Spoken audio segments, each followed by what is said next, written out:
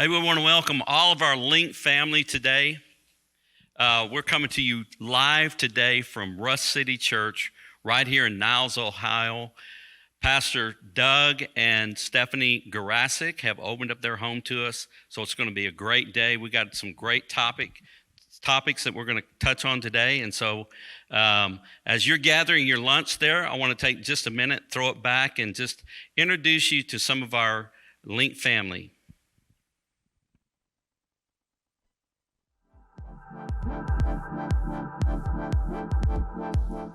Hi, LINC family. We're Lisa and Ricky, and we serve on the First Impressions team at Res Life Granville. We're here to talk to you guys about the conference that we just recently had and just the benefits from that conference, right? But one of the cool things is that although we represented First Impressions, there were so many more of you that were a part of this team, right? It went beyond just First Impressions at the staff at Granville, but it also included other churches that came up and really tag teamed with us. And so much. Thank you guys for that. Lisa, for you, what was like the biggest takeaway for LINC Conference this year? So I always love reconnecting with everybody that I haven't seen in a long time. But another thing is the worship at the last service. Yeah. The worship is always so amazing, but this time it was just solid. So you definitely missed out. Yeah. Oh my gosh. Yeah. Please don't leave early next time. Stay through the whole conference. I think for me, one of the biggest benefits is that, we are all as believers going glory to glory is what scripture says. And I think a benefit from that is that we get to connect here and learn and listen from these speakers who are doing said certain ministries that we're working in as well. And we can take what we're learning from these different people and apply it to the ministries that we're tackling and leading together, right? And that's such a huge benefit. So we encourage you guys not to miss it. When you come to the conference next year, come check it out and take advantage of it. And say hi to us next time in 2023. Come on. We'll see you. We love you. Hey, LINC family. My name is Jared Gregory. As many of you know, my wife Alicia and I and our kids, we've moved to Southwest Utah to launch Hilltop Church on January 8th, 2023 in St. George, Utah. Now, this part of Utah is predominantly Mormon, LDS Mormon. It's about 70%. So being an evangelical Christian out here, we're definitely in the minority. And I want to update you on our launch timeline, update you on the amazing things God's been doing, the doors he's been opening. We've been able to host prayer and worship gatherings around the community. We've been hosting launch parties, startup gatherings, everywhere from community centers to movie theaters. God is growing the launch team. This is also one of the fastest growing populations in the country. A lot of transplant population. We've been meeting people every day from Hawaii, California, Michigan, New York, people moving from all over the country here. And God is opening doors like crazy for us to connect with them. There are only a few churches, evangelical Christian churches here. We've already been able to connect with them in partnership. We've done ministry events in the community already together. And we've also already been able to partner with the Short Creek Dream Center. That's about 30 minutes outside of St. George. And they specifically help people that are leaving the abuses of the fundamentalist Mormon community. It's in that community you see a lot of young girls that are trafficked into marriage with much, much older men. And so God is opening doors like crazy. And I want to say thank you for being a part of this with us. We're continuing to ask for those 3 P's, prayer, provision, and people. The Trinity of church planting. But I want to say thank you to our LINC family for being there for us every step of the way. We love you guys, and we're so grateful for you. And we're going to keep you updated, keep you posted as God continues to move, God continues to open doors as we launch Hilltop Church come this January. So God bless you guys. We love you and thank you.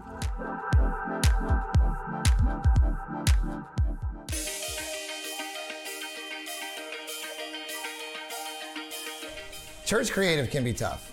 We're here to help. In the process of developing creativity for our own churches over the years, we pulled our talents together and formed Yellow Box Creative, an organization dedicated to developing creativity in the local church. In other words, we're a virtual creative team for your church. Design, video, web, social marketing, branding, campaigns, print productions. We've got you covered. We would love to serve your church creatively.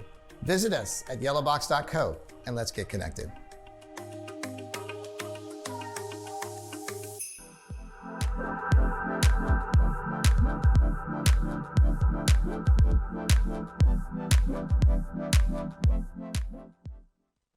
Well, Link family, we've got a great day ahead of us. And before we get into our topic today, though, I want to give a big shout out to Resurrection Life Church in Granville, Michigan, for hosting our Link conference this year. Their team just stepped on board and served all of us. And so I know they can't hear you in your element there, but let's give a big shout out to Res Life Granville. Thank you guys for serving us. Hey, today we're right here. We're in Russ City Church here in Niles, Ohio, and I want to introduce our first guest is Pastor Doug Garasick. Kind of became acquainted with Doug over the last couple of years. We served on a church board together, and as I got to hear his heart and hear his story and watch him coach in that setting, I thought, man, this is a young man that we need to invest in and have to be a part of our Link family. And so, listen, Doug, you've been pastoring here for a period of time. Tell us a little bit about you and Russ City Church. Well, yeah. So my wife Stephanie and I, we planted Russ City Church in 2011. Am I right about that? Okay, yeah, 2011. And we have just been so blessed to be. This is where we grew up. This is our hometown. We grew up here, and we planted Russ City, and it's a unique name because we live in a region that is known as the Rust Belt of America. And so because of that, we felt the need to plant a place to revive the Rust in our community. We love living here. We love our church, our campus, what God's doing. And man, we're just so blessed to be a part of what Link's doing. And we're at conference this year, and we brought a lot of our team. And we're just so grateful for the Link family and what it's providing, even us as kind of newbies to Link. Yeah, well, we appreciate you coming and being a part. And I heard some great response from your team, by the way, as we've been sharing over the last few hours. But we also have here Jason Laird. Jason and I served together at Gateway Church in Dallas, Texas for a number of years. And then we helped him plant a church out in San Francisco, California. And, of course, 2020 hit, and things kind of shifted. And now he is the founder and CEO of Sidecar Ministries, which helps local churches. So, Jason, tell us a little bit about yourself. Yeah, absolutely. First, I just want to say how much I love you. So thankful for you, Pastor Bob. You have been an instrumental and influential voice in my life over the years, a voice of wisdom, sometimes a voice of correction, but it's been amazing to get to just have you in my life as really like a spiritual father, and then also to the Link family just for having me here. One of the things I love about Link is that it's relational. It's a family. It's not just some network, it's a family, and so I love that about Link. But yeah, my journey is I'm a PK, so I'm a preacher's kid, and grew up in church. My parents were church planters in the Assemblies of God and lived all over the Southeast, and then I ran from God for a while. I was developing my testimony. And then at about 18, 19, I surrendered my life to Jesus and just knew right away, like I want to spend the rest of my life giving my life to serve the local church, to raise up leaders. And early on, I felt called to plant churches. And so I told my youth pastor, I was like, hey man, I feel like I'm called to plant churches. And he said, well, man, the first thing you need to do is plant yourself in this house, serve the vision of this church. And if God's called you to do it, he'll make that happen. And so immediately, we began to serve in a church called Healing Place Church. I served as an executive student pastor for many years under Dino Rizzo there in Louisiana. I'm a Cajun boy. And then I moved to Dallas, was with you at Gateway, got to serve there, and it was a phenomenal season as an executive pastor there and in the student ministry, and then planted in San Francisco 2017. And it was an amazing time of pioneering a beautiful church in a very crazy city. It's a little bit different from the South, but we pioneered a church there. And then we really, through talking to our elders in 2020, or 2021 actually, we began to sense just sort of a larger call to like an apostolic call to serve churches and to help with planting churches as well. And so we transitioned the leadership of the church to some other pastors in the city. Moved to Nashville, got back down in the South, and from Nashville, we're leading this thing called Sidecar Leader, and we come alongside lead pastors and executive leadership teams, helping them go further, faster, and then training and equipping church planters through ARC, Association of Related Churches. And so it's been a wild ride, but it's fun to be here today. I don't know if you can tell there in your setting, but we have the ginger anointing. Come on now. Ginger to the second power here. We're like, are you Irish? A little bit, yeah. We're like the Irish mafia. That's right. Yeah. Come on. There I saw you some go. Italians walking here earlier. So Yeah. it was like at the Italian mafia and the Irish mafia. I like to here. be the gorgeous gingers. That's what I So like us as to you go can by. already like it. tell, we're in for a dangerous conversation today. Well, we want them to enjoy it, not just endure it, right? Well, that's true. That's true. They endure me, but they'll enjoy you. That's for sure. Hey, you know, we're going to be talking about developing leaders at every level. And so this conversation today is not just for senior leaders, but also if you're leading a department, we feel like we have something we can share with you. And, you know, but I think development starts by having people in your life that can help you along the journey. Every one of us needs somebody in our life that can help us get to the next level. And so in terms, we call that coaching, we call that mentoring. You know, Doug, the thing I appreciated about you early on was you were talking to me about your coach. And then I've watched you as we've worked together to coach some other pastors and things of that nature. And then just being here with your team and realizing the culture that's here, you know, it's a lot more caught than it is taught sometimes, but we need those kind of people in our life. Tell us a little bit about why you feel like it's important for every person to have somebody in their life like a coach or a mentor. Well, I mean, I think any one of us, if we would just take a step back in our own journey, we would realize that we're not here as an island. We're not here by just coincidence. There was somebody pouring into you when you weren't even realizing they were pouring into you. And something's got to switch in the mind of a great leader when you want to go from good to great, that you say, I'm not going to get to where God has me by accident. I'm not going to get there just unintentionally. And there's some things that are blind spots in my own life that if I had somebody from outside perspective with experience and knowledge and understanding, and I know they're trying to help me, not hurt me, because sometimes when we get correction, we think somebody's trying to hurt us. In reality, they're trying to help us. Right. And it can take us places that we would never get to on our own. So I believe a healthy human being is getting coached all the time while they're also willing to coach somebody who's not as far as they are. Like there's always somebody that you could be pouring into as you're being poured into, right? And I learned this early on that I was only going to get so far on my own thinking that I had all the answers. But once I started getting some really great coaches in my life, and here's something I've always said, if you want to know, should you listen to somebody? Here's really the metric. Would you want to replace your life with their life? So if you see their marriage, would you want their marriage? Well, don't ask relational advice from somebody who you don't want their relationships. I'm not going to ask financial advice from somebody who's broke. I'm going to ask people who know what they're doing in that space, and then I'm going to say, well, I want what they have, so I'm willing to listen to what they have to say. And here's just maybe for those of people who like to put a bow on it, and kind of, if you are going to take building God's kingdom seriously, if you're going to take any profession that you work in seriously, realize this: amateurs do things by trial and error. They just do it, try it, see what happens. Professionals are coached. Like Aaron Rodgers on Sunday morning ain't just making it up as he goes. He's got coaches. I mean, these quarterbacks, they're pouring in. There's people who are watching things, dissecting to help a player execute a play. And so really, amateurs will do it by trial and error. Like you'll get out there with your buddies and just make it up as you play a pickup game. But in reality, for a professional to do something, they're always going to be coached. And if you're going to be a professional at this thing, you've got to be willing to be coached. Yeah. Jason, what do you think is probably the biggest hurdle for pastors and leaders, I think, in the church? There seems to be this hurdle about letting someone in their life to be a coach, to be a mentor. What do you think the biggest hurdle is? Pride. It's just pride. Yeah. You know, I mean, that's for me in my own life. It's like it's easy to become the expert. And the moment you become an expert, you're going to become a critic of other people, the way they do things. I think the posture we should keep is a posture of humility as a student, always.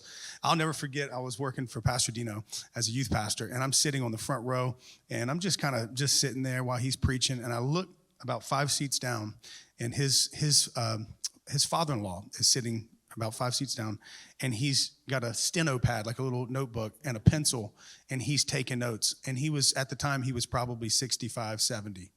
And I'm sitting there, this young youth pastor, and I'm just kind of, Dino's preaching and he's over here. And I was so inspired by that. And I just thought, if he's still learning at that age, and that's why he's a leader. Leaders are learners, and they're constantly learning, and they're learning from other people. If there's anything, I don't think I've done too many great things, maybe a lot of good things, but if there's anything great or good that I've done, it's been done because I'm standing on the shoulders of giants, other people that have gone before me and I've learned from. I think the greatest sermons I've ever preached are probably ones I've stolen from you or Dino or from other people. But I do think it is one of the biggest hurdles. It is pride. Sometimes that comes out of our family of origin. Maybe we didn't have a good, father figure or someone that was investing in us and pouring us into us, and so we just don't know how to receive correction or how to receive coaching and how to receive mentoring and guidance. But I just think we have to get to the place where we understand, like, we're only going to reach our potential to the degree that we're willing to open up our lives to other people, to invest into us, and to be a part of a feedback loop where we really have this position where feedback is my friend and I need it. Speak into my life. Is there anything you see in me that I don't see in me? But if I saw it, I would be better. Maybe it's something bad. Maybe it's something good. Maybe it's my potential. Speak into that. And the more that we open ourselves up to that, I'm telling you, man, it's unbelievable. The thing about coaches is that they have fresh eyes and no emotional attachment. And a lot of times we don't have fresh eyes and we have emotional attachment to so many things in our life or the way that we do certain things. An outside perspective, a good, healthy coach will see things that you don't see and they're not emotionally attached to it. And then they'll speak into your life because they love you, they believe in you, and they want you to get better. And so I think we just got to humble ourselves, take the posture of a student and just say, hey, come on, just speak into my life. I receive that. I want that. I say sometimes that unsolicited advice is never listened to. So if you're going to be a leader, like you said, you have to be a learner. And so you have to position yourself in a place where you can ask for the advice that you need. If you don't solicit, if you don't posture yourself in a position and ask good questions, then many times you're gonna fail to receive the input that can take you to that next step. What are some of the segues that you use maybe to help someone understand, hey, let me help you grow. Let me help you take you to the next level. How do you kind of bridge that gap? Yeah, that's a great question. I do want to say before I even answer that, what Jason said about feedback as your friend is so gold if you would just stop and process that. Most of us think feedback is our foe. And we think of it like, I don't want to hear that. But it actually can be the greatest friend of your life. That was so good. For me, one of the things I like to ask somebody before we even get into a conversation about growing is I say, hey, do I have permission to pastor you right now? Do I have permission to speak into this situation? Because if they say no, then I go, okay, that's fine. But if they say yes, then it's like, okay, the doors are open. Now, can we actually get into this a little bit? So asking permission, I find to be a very valuable way to get some of that conversation started. Any thoughts you got, Jason? Yeah, I mean, I think that's great. I was, as you were saying that, I was thinking back to when we were at Gateway. Pastor Bobby put me in this position, executive pastor over all next gen stuff, and it was hard leading the staff. Some of the pastors there, it was a challenge, and some of it was because they knew that I'd committed to a short period of time, then I was going to go plant a church, and so it was hard for them to kind of, I don't want to say fall in line, but it was hard for them to follow me as a leader. And then one day, one of the leaders, one of the pastors, he's a dear friend now. We bucked heads for a while. But he, in a meeting, he looks across the desk at me with tears in his eyes, and he said this. He said, I receive you. And I was like, it caught me off guard. I was like, what are you talking about? He said, I receive you as a leader in my life, as a voice in my life. And he was just in tears. And he said, you know what, the last year, he said, I did not receive you as a coach, as a mentor, as a pastor. And he said, and I've been so frustrated and I haven't seen fruit in the area of ministry that and God's convicted me. And I know that I have to receive you into my life. And it was a shift because there was permission now. There was a hunger for it and there was an openness for it. But as far as like the segue, man, whenever I finally do get a space to begin to speak into their life, I'll ask questions like, I'll ask questions like after someone's done something, if they've emceed a service, if they've led a meeting, I'll say, hey, scale from 1 to 10, remove the 7. 7's a neutral number. It's neither good or bad. So scale from 1 to 10, remove the 7. How do you feel like you did? And then they'll usually say, well, I think it was a 6. And I'll say, okay, what cost you the 4 points? And 9 times out of 10, all the feedback that I was going to give them, they already know. So then I can just affirm it. I can see that. I can see that. Well, how do you think you could have done that better? So I'll just continue with that Socratic method, like coaching them by asking questions and helping them get to that moment of revelation. But then I always want to give at least one thing, a piece of feedback, a perspective that they can work on. So that's kind of the way I do some of it. You know, in our world that we live in, it's like there's this fear of letting people into the space that we feel like we're the most vulnerable with. And yet that is probably the biggest catalyst for growth in our life. If we're willing to posture ourselves in a place of vulnerability. You know, the scripture says iron sharpens iron, so one man sharpens another. And in that picture there's conflict, there's sparks that fly when you're sharpening. Just like you said, you kind of butted heads. But in that process, that individual came to a place of humbling themselves and coming to a place of vulnerability to say that, hey, I could be bigger, I could be larger, I could be better if I allow this voice into my life. So how do you help some of your leaders that are leading departments and they're working with lay people, they're working with volunteers who aren't getting paid, some of which sometimes we wish we could fire them if they were getting paid, but you know, we have to work with volunteers, and they're in their world, they're in their space, they're in all their issues. And how do you help your lead team, your department leads, how do you help them kind of catch this coaching method? Well, I mean, this is something we're really trying to tackle here at Rust City. We're working really hard on this. And I just have this firm belief that if people really don't know how much you care, now we know the statement, you know, they have to know how much you care before they know how much you know and all that kind of stuff. But if we're really not willing to shepherd and pastor and care for those that are underneath us, how do we expect the door to be open? I love what John Maxwell always says. He says, you got to keep a little change in your pocket for those moments where you need to say, hey, can we talk about this? Can we deal with this? Can we work through this? And so often, I think if we're not careful in our church world, we become so organized and corporate and just like get it done and scheduling that we forget that this whole thing's about people. And are we loving these people? Are we shepherding them? Are we calling their purposes to life? I like to oftentimes believe when that new volunteer comes in and they're serving in the parking lot, what if they're the next youth pastor or church planner that's going to leave this church? And so instead of seeing them just through the lens of, hey, you're serving a role for me, man, there's a God-sized potential that I feel responsible to steward and to bring to life, knowing that maybe the impact you're going to make on the kingdom is going to be way past our four walls. And so I just value deeply. So I think that can't be something manufactured. I think you've really got to get a conviction in your heart that, man, these people are not here to solve my pain of scheduling volunteers. There's a God-sized purpose for them to be here. And my job is to steward that God-sized purpose in them. You know, I think one of the keys too in working with volunteers is that we have to realize they only have so much time, and so when they come, they want to have some sense of significance about what they're doing.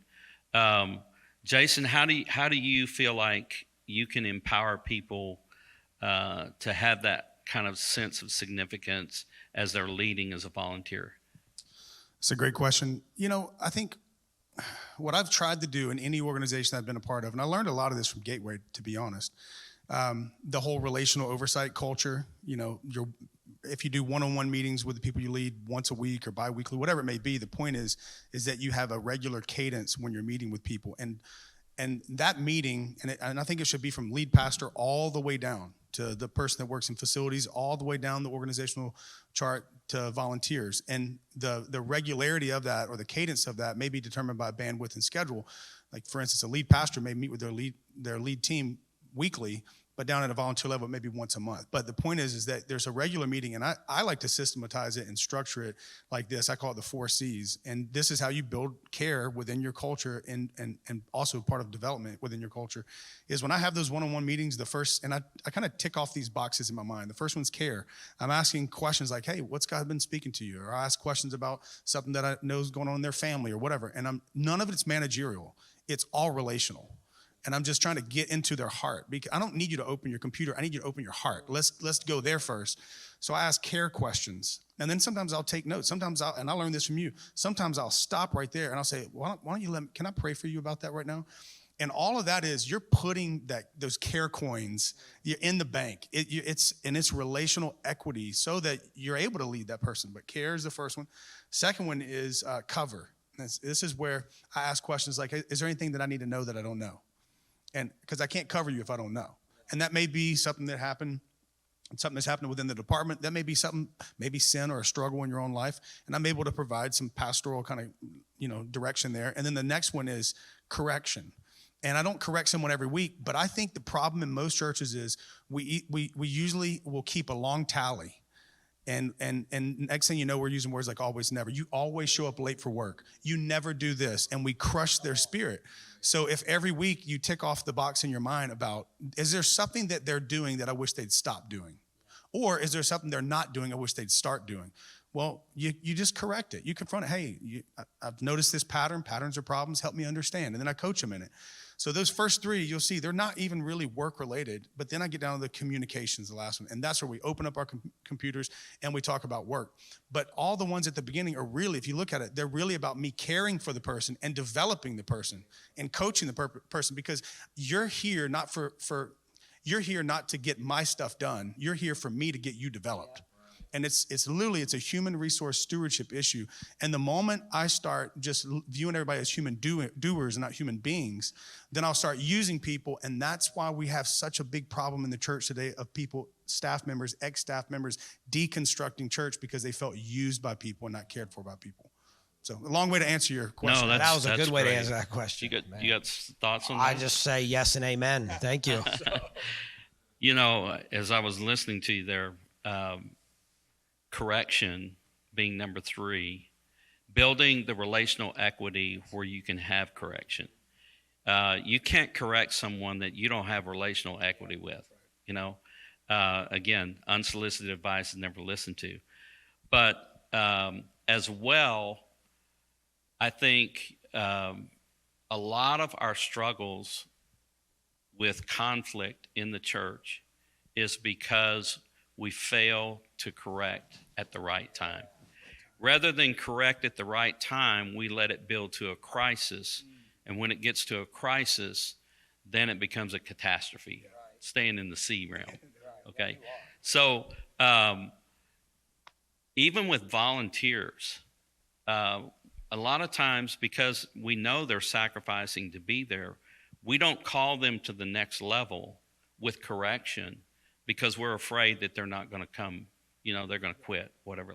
So give us some keys to one of the things that we talked about, and I think that this kind of segues into that, is clarity is probably one of the biggest pivot points in this whole process.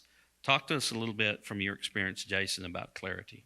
Yeah, I'm with Sidecar Leader right now. When we're traveling and we're doing consultations with churches, the two things that are at every single church that I go to, there's a lack of clarity. So they need their organization clarified, job descriptions clarified, vision, value, standards, culture, all that stuff. So they need clarity. And then this is unfortunately due to COVID. I think the last 2 years has been a huge cultural shift in a lot of churches.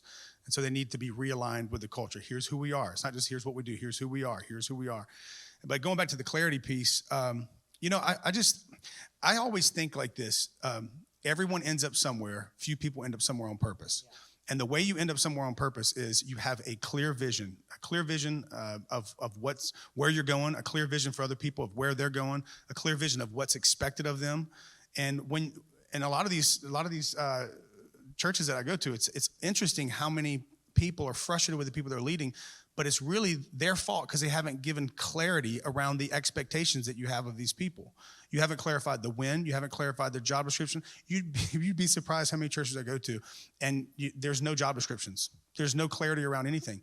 And what I've found is that when there's not clarity, it just yields so much frustration. It's not only ineffective, but it just yields so much frustration within the staffs. And so we try to help them with gaining clarity, and it's a whole process that we do that.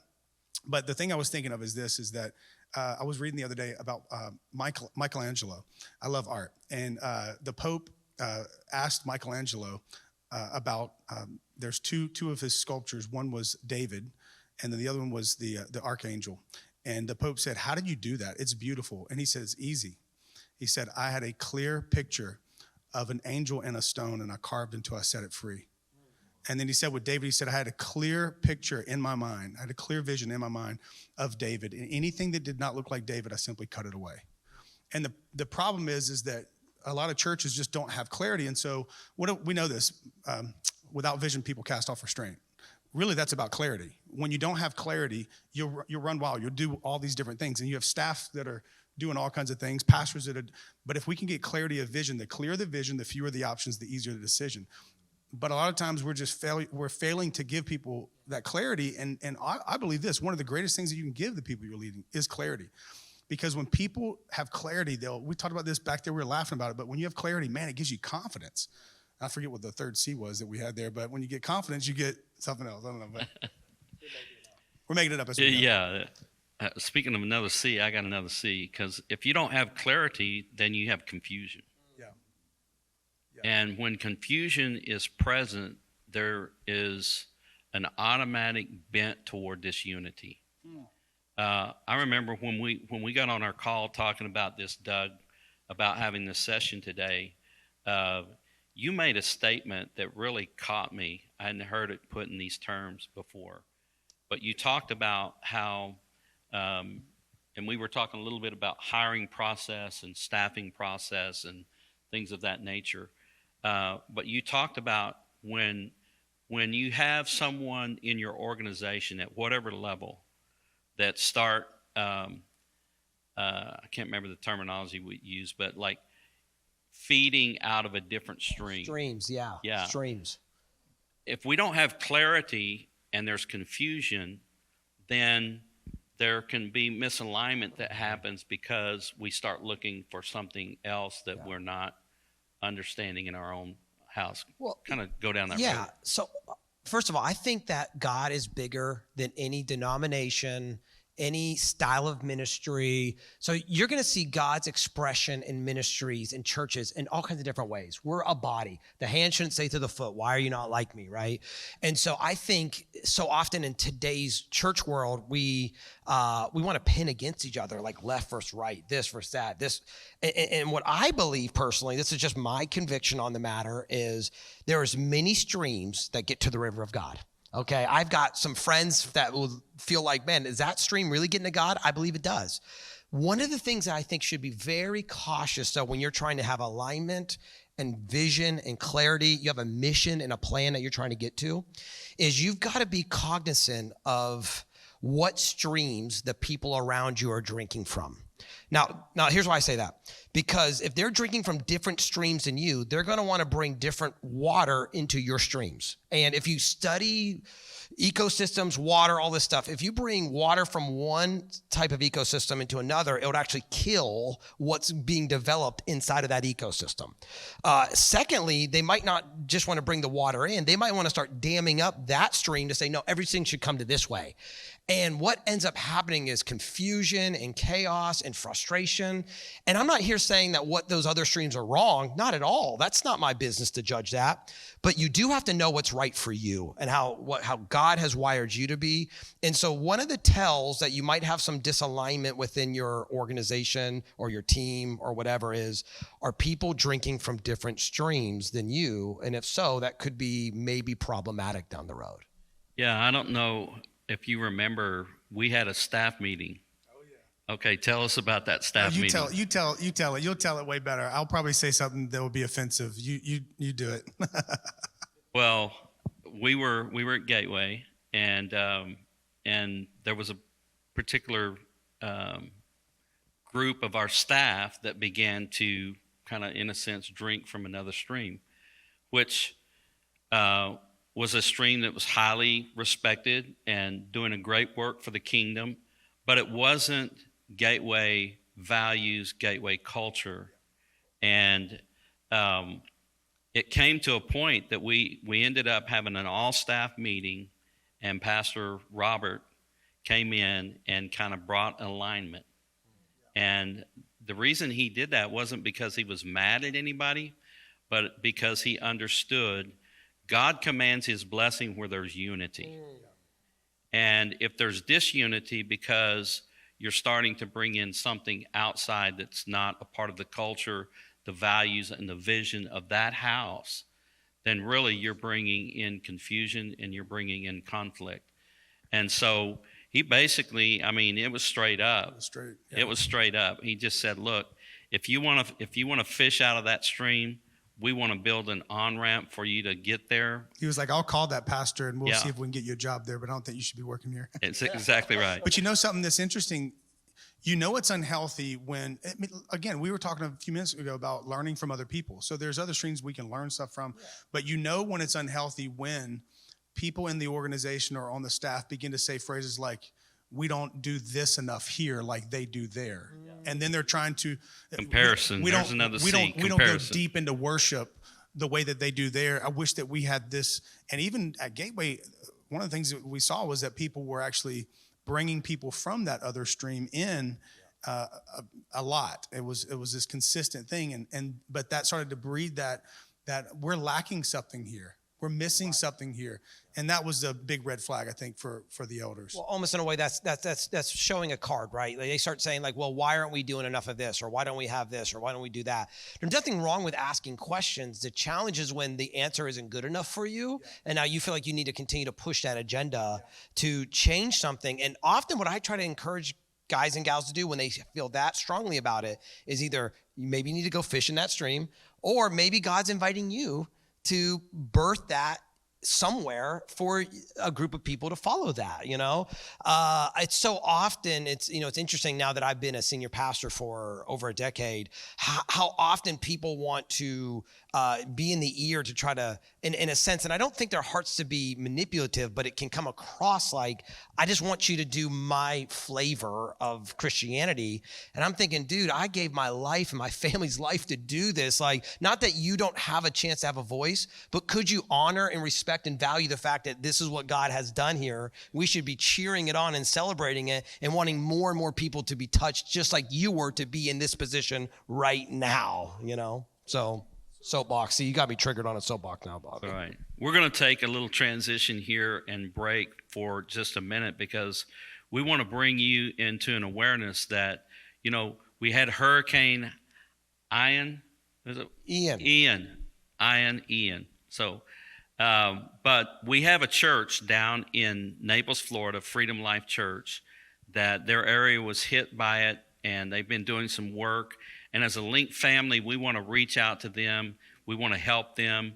So Pastor Shane Frazier is going to give us a little 1-minute update about what's going on down there. And then we want to also give you an opportunity to sow into those relief efforts. So here's Shane. Hey everybody, we're still continuing to do some cleanup. This is going to take a long time. You can see behind me here we have just again another example of people losing everything. We got tons of drywall here. We are posting some pictures. You can see the water level was at least 6 feet and first floor of all of these homes. And so man, cannot imagine having to go through that, loss. And we're so glad to be here and to be able to be, Christ's hands and feet, to be able to kind of come alongside of these folks and help them understand that Jesus loves them. And it's because of you guys, because of people like you that are supporting us and making this happen. We just thank you for your support. Again, if you want to come alongside of us and help us, we want to feed our volunteers. We want to be able to, help people get back on their feet. And you can do so in 2 different ways. Number one, you can go to our giving page, which is myfreedomlife.tv. Click on give and also click on hurricane relief. And you can give that way. Or if you know somebody that needs help, maybe in this area that we can come alongside of, make sure you email us at help@myfreedomlife.tv. Again, thank you so much for your support and all the love and the prayers you're showing all of us here in Southwest Florida. We feel it. Thank you, guys. All right, so we encourage all of our LINC family to do something if you can. They're working daily to help not only people in the community, but people in their congregation. Shane was telling me a story about a couple that has come off of drugs. They've been through rehab. They've been a year clean. their house totally got destroyed. Their cars are totally disabled. And, you know, that's something that the enemy would like to use to recapture their soul and bring them back into drug addiction. So they're working with people like that, trying to help them, you know, overcome this adversity. So you can give either by going online or checking out the QR code there. Any help you can give would be appreciated. Matter of fact, if you wanted to take a team down there, I'm sure we could help you facilitate that. So let's jump back into our conversation here, and I want to start with you, Doug. You know, in working with people, especially as department leads and leaders of volunteers, we want to help move our people from doers to developers. Talk to us a little bit about that process, if you will, and kind of how you facilitate that. Yeah, it's important that people first recognize that the greatest thing that we can do is help other people become part of the family of God. And if you get so consumed with your identity being wrapped up in what you do, you're going to miss really great opportunities to be a developer. To be a developer says, I'm seeing God-sized potential in others, and I'm willing to let it not be as good as if I did it myself. Now, for my perfectionists in the room, there's something that hurts their spirit when they hear that because they want it to be perfect. And I often like to say the enemy of progress is perfection. Like you rob progress for perfection. And we've got to learn that if we want to see the kingdom grow beyond us, you have to give things away. It's going to be really messy. They're going to screw it up. They will not do it as well as you. Say it out loud with me, okay? They will not. Come on, they will not. They will not. Do it as well. Do it as well. As me. As me. We just got to be okay with that, right? And so I believe a true developer has a heart to say, I know they're not going to do as well as me, but maybe in time it will be better than me. And I'm okay with this process of being with somebody on this journey and understanding, hey, we all got saved. We all became Christians. And then what happened to most of us? Hey, come over here and help me do something. And we learned how to be doers immediately into our faith. And there has to be a switch that hits to say, from this point on, I'm going to help develop. The greatest thing I can do for the kingdom of God is developing people and bringing them into the fold of what God's doing instead of just keep doing it for myself.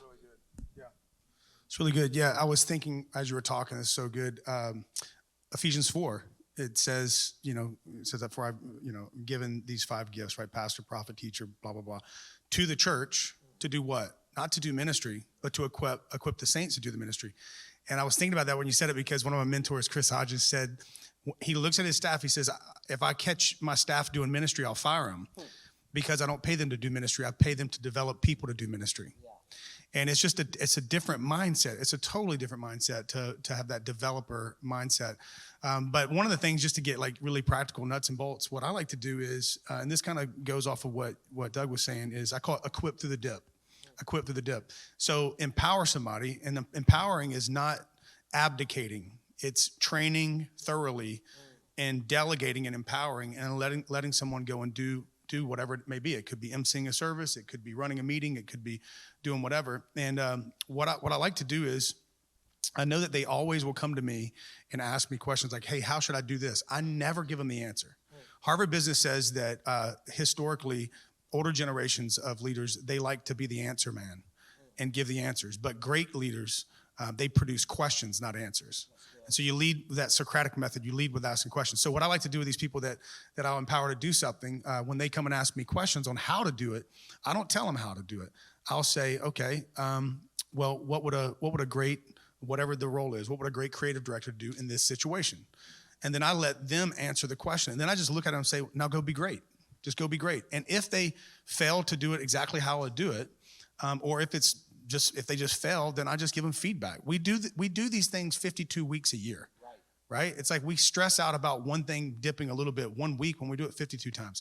And so I like to give them feedback. So let me give you an example. So this guy we hired at Gateway, Trey Freeman, to be over creative for Gateway students. And it was his first Wednesday on the job. We have a guest speaker this week in Jabin Chavez, buddy of mine. And the microphone starts geeking out. And I'm sitting on the front row, just cool as a cucumber, not stressing out. In my previous days, I'd freak out about it and go OCD. But I just was sitting there, and I looked down, and Trey is freaking out because he's responsible for the entire experience. And so he looks at me, and he gets up, and he comes over to me. He goes, well, hey, Pastor Jason, what should I do right now? And I said, well, Trey, what would a great creative director do in this situation?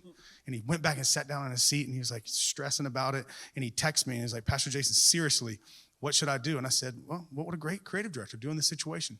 He texted me back, a great creative director would ask his executive pastor what to do in this situation. And I said, Trey, what would a great creative director do? And the whole time the mic is just screwing up over broadcast. And he said, here's what a great creative director would do. And I said, go be great. And it actually was not what I would have chosen to do. And he did what he did. And so then the next day in our oversight, I said, hey, scale from 1 to 10, remove the 7. How do you feel like you did as a creative director in that moment? Oh, I think it was a 6. I said, okay, why? What cost you the points? Just went through that whole thing. So I like to do that, but it's equipped through the dip. You got to be okay with giving people go. You got to remember somebody gave you a go. Yep. Somebody gave me a mic one day. Somebody gave me an opportunity and trusted me and empowered me. But then afterwards, give them feedback. You're not calling them out, you're calling them up. Equipped to the dip, call them up. Great. Well, I would even say, too, one of my favorite questions to ask some of our executive team members who I see the call of God on them to plant or lead a church at some point is, I love asking this question. Hey, if you were senior pastor, what would you do with this? Yeah. Hey, when it's your time to make the call, what do you want to do? And actually, Koye, our youth pastor, who I just believe the call of God on him and Taylor's life, one time he texted me after I said that to him, and he was like, hey, do you want us to go? Are you asking us to leave the church? I'm like, no, I'm not asking. I just know someday the call of God is bigger than where you are right here, and I'm developing you in this season, but I want you to be thinking through the mindset of what will you do when you're a lead pastor with that situation, not just, well, I wonder what you're going to do. Because that moment that question gets asked, development starts happening. Because they're thinking about it differently than just tell me the answer. They're thinking, wait a minute, how would I actually accomplish that? That's great. I want to kind of piggyback on this. This is really good. I would say there's no deep secrets to how I develop people. I literally just have learned the art of asking. That's what I call it, the art of asking. It's just, you just ask a ton of questions. So think about this. Jesus, the last thing we see of Jesus at 12 years old, he's doing what? He's asking questions. And then we fast forward to his ministry. And in his ministry, he's asking questions. That's how he led. And so I pulled this up. This is amazing. It says, this is Martin Copenhagen in one of his books. He says, contrary to some common assumptions, Jesus is not the ultimate answer man, but more like the great questioner. In the Gospels, Jesus asked many more questions than he answers. To be precise, think about this. Jesus asked 307 questions in the Gospels. He is asked 183, of which he only answered 3 of those. Asking questions was central to Jesus' life and teachings. In fact, for every question he answers directly, he literally asked 100 questions. Jesus led and developed people by asking questions. And so I think one of the greatest things you can learn is learn to ask the right questions and learn not to be cocking the gun, getting ready to shoot the next question, but listen and seek to understand. Lean in, ask the right question, and even ask the Holy Spirit, Holy Spirit, help me understand. Give me revelation right here. It's so interesting what you can find out that's in a person's heart, their dreams, their fears, their gifts, their talents, God's call in their life by just asking the right questions and drawing it out of them. I think that's what being a prophetic leader is. You see something in someone, you draw it out, but you do it with asking questions.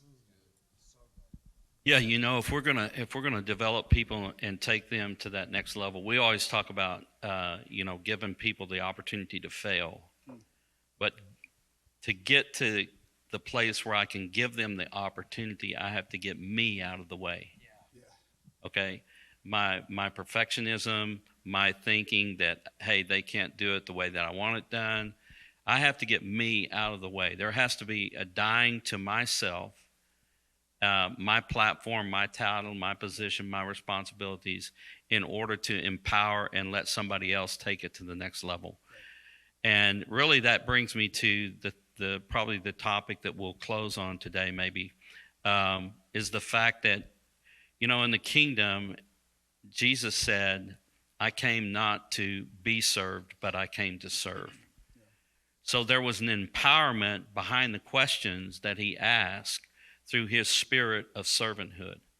And there seems to be a real clash, not only in the church, but in our culture, a clash between entitlement and serving. So you made the statement a while ago that, anything that you have done and done well, you've done on the shoulders of others. And so the generation before us that has paid the price and paved the way for us to have the opportunities. But sometimes as young leaders, we fail to see that generational curve, if you will. We don't remember the former days.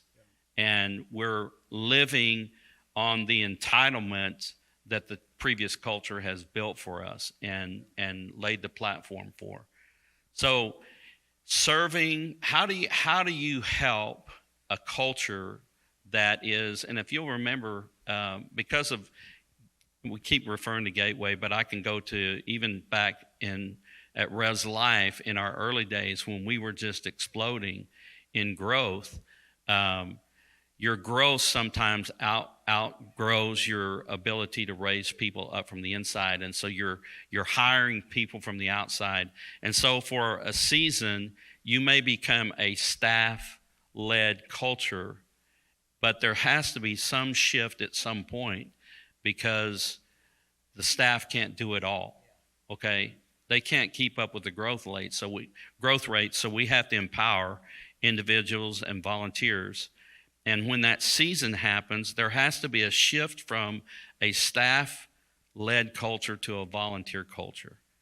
And in order for that shift to take place, there has to be the spirit of a servant that is embraced by those that are running the race. So maybe I throw a big bomb right out there in the middle of the room, but can you guys respond to maybe some of those thoughts? I mean, yeah, it's something that I think as a lead pastor, you're still trying to just figure out. But I'll say this. I think so often in this generation, and I'm kind of the tweener. I think we're both kind of tweeners, like a little old school, a little of the new school. I'm old school. You might be, sir. Yeah, you're seasoned in life, Seasoned school. Seasoned school. But there's something to this idea that like this younger generation wants what their parents worked their whole life for. They want it today. They want it in their 20s that took their parents to their late 40s and 50s to arrive to, or healthy people to get to. It's a marathon, not a sprint. And I'll never forget one time I was out here actually at the church. I was leaving. I had a truck at the time, and a young man who was probably 18, younger man in our youth ministry, graduating high school, had his bicycle and it was about to rain. He was going to bike home. And I said, hey, you want to ride? You can throw the bike in the truck and I'll drive you to your house just down the street. So he does. He's in my car as a young man. And I've probably only had a few conversations with him ever driving. And he says, Pastor Doug, I need to tell you something. I don't know how you're going to take it. I'm thinking, oh, this is going to be good. So we're driving. I'm like, all right, man, lay it on me. And he said, hey, I just want you to know I'm gunning for your job. I'm gunning for your job. And I chuckled and I thought for a minute and I said, hey, buddy, you know what? You can have my job. You can have it, but here's the one condition. If you're going to have what I've got, you got to be willing to pay what I paid. You got to be willing to pay what I paid, my friend. And I said, the problem is for most of us, we want the fruit. We just don't want to work the roots, right? Like we want the fruit of great ministry. We want the fruit of great marriage. We want the fruit of great kids. We just don't want to put the root work in, and nobody ever pays attention to the root work. And so I just want to encourage anybody who's feeling that stress or that thought of like wanting to jump from thing. You think like the kingdom of God is not a corporate ladder that you can jump from great thing to great thing to great thing. Man, the deep roots produce great fruit. And I just want to encourage some people, like, put your roots down deep. And roots grow deep because of a couple reasons. Storms that they weather and time in the soil. And so often, man, we want to microwave these moments, and that is not how God works. Go through some storms, let the root system grow deep, and also just stay committed to the soil you're in. It says in Psalms 1 that you will produce fruit every season if you are planted by the riverbank. It doesn't say positioned, planted. I like that. Jason, earlier you talked about how in your journey, in order to take that next step, your pastor asked you to get planted. Talk to us about what that meant to your life and how do you feel like that moment of embracing that thought process and becoming a servant of the house that has catapulted you to where you are today? Yeah, immediately. Then I asked him the question. What does that mean to be planted? And he said, well, I want you to start showing up every Wednesday night at youth, and I want you to show up at 4 p.m. It starts at 7, and I want you to stack the chairs. We call it chairology. I want to make sure you work the chairs in the room and sweep and make sure it's all taken care of. And then when everybody leaves, you're going to be the last one here. I'm going to give you the keys. And he said, you're going to stack the chairs, stacks of vape, slide them in the closet. And I looked at him, I said, I don't think you heard what I said. Like, I feel like I'm called to plant churches and I'm called to preach. And he said, I don't think you heard what I said. Stacks of vape, slide them to the right. And he said, Jason, he said, being planted in this house is not about preaching. It's about serving. You're a servant leader. And I'll never forget him saying it. You've probably heard other people say it, but he said, if you're too big to serve, you're too small to lead. And he said, if you can't rock a broom, you'll never be able to rock a mic. And he said, so here's what planted looks like. Be committed here, take off your mask and let people know you and love you in your spiritual development, and just be faithful. Keep serving. Like he said, just keep showing up. Half the battle is just keep showing up. Just keep showing up. And so that's what it looked like. My answer was yes to whatever they asked me to do. And God, it's interesting, that gets refined and you begin to know what God's called you to do. But in the early stages, it's just like you just say yes. You just show up. You're like, hey, it's not about me. It's about loving and serving people. God's given us a vision. We're going to work towards that and be faithful towards it. And then we'll see where God takes this thing. And even now, standing where I stand now as a 41-year-old, what I'm doing, I didn't map this out. I would have never thought that it would be the way it is. When God called me at 18 to plant churches, I thought I was going to plant a church. Well, now I'm training 120 church planters a year. But it's, you know what I'm doing? I'm just serving in a different capacity, in a different way. It hasn't changed. Nothing's changed but my waistline, okay? That's the only thing that's changed. You got to keep serving. And the moment you stop serving and it's all about something else, you become intoxicated by your own success. And you forget what it's like to just be among people, serve people, love people, care for people. That's what it's about. We're not a big deal. He's a big deal, and we just serve and pour our heart out for people, man. That's what it's all about. I love that. That's great. You know, sometimes I wonder, it's like some people have this thought process that if I get to this level, then I'm no longer responsible to serve. And yet Jesus, before he fulfilled his ultimate act of ministry, went into a room, took a towel, washed his disciples' feet. That's the man that we're to emulate. Paul said, be followers of me as I am of Christ. And I think that's got to resonate in our heart every season of success, every season of opportunity, that listen, follow me like I follow Christ. And the Christ that I follow is not one that's looking to sit on the right hand or sit on the left hand. The Christ that I follow is the one that says, I came to give my life, and to give my life as a ransom for many. If we can't sacrifice our life, the scripture says, greater love hath no man than this, than he lay down his life for his friends, right? That's our heart. That's our attitude. That's where we've got to go, and we've got to sustain that throughout ministry. Hey, it's been a great conversation today. Thank you guys so much. Come on, here in the live audience, let's give it up for these guys right there where you're at.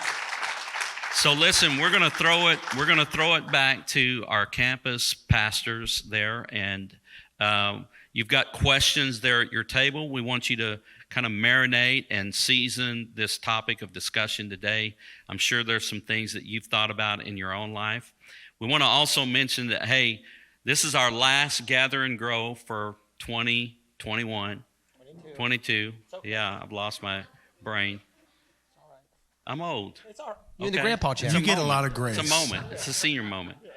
But coming back in 2023, we're going to have some great Gather and Grows. We've already got them scheduled. We'll be broadcasting again from some of our LINC churches throughout the United States. And so we are looking forward to 2023. And right now, we're going to throw it back to our campus pastors, and you guys have a great discussion.